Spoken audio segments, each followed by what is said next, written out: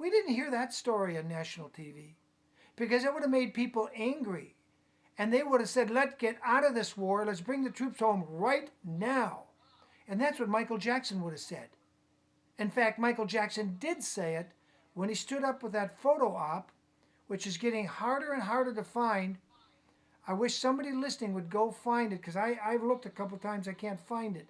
There's a photo op with Princess Diana, who had long been campaigning against anti-personnel mines, and then once her divorce was over, she went into hyper gear campaigning against it. And at one point, she asked Michael Jackson to stand with her and oppose these anti-personnel mines that they spray out of a plane. Plane flies overhead and sprays hundreds of thousands of them per minute.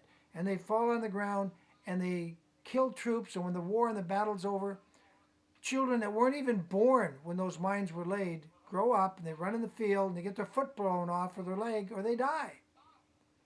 Well, anybody that knows about Michael's giving to children's charities knows that this was, just the most horrible thing in Michael Jackson's mind, is you would maim children this way. And so he agreed and he stood up with Princess Di. And he violated the rule Catherine Jackson had told him all his life. It was part of her religion. Don't get involved in the politics of this world. And he never registered to vote as far as I can tell. He didn't even get a driver's license till he was in his late 20s or early 30s, I think. Pearl Jr. knows all those kind of details. She could tell you exactly. But Michael, for much of his life, did not get involved. He did not register to vote in Santa Barbara. I don't think he ever registered to vote in Los Angeles or any place else. And he followed his mother's admonition. But at some point in his life, he could see what not getting involved was basically giving consent.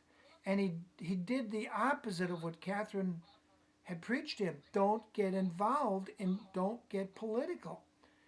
He didn't understand that simply saying ban anti-personnel mines was a huge, gigantic political statement against what I call the military, industrial, banking complex that wants to keep us constantly involved in wars, but not rub it in your face like they did during the Vietnam War.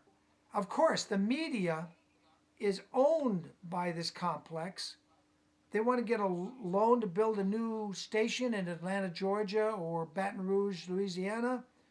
They go to a bank to get a loan. But what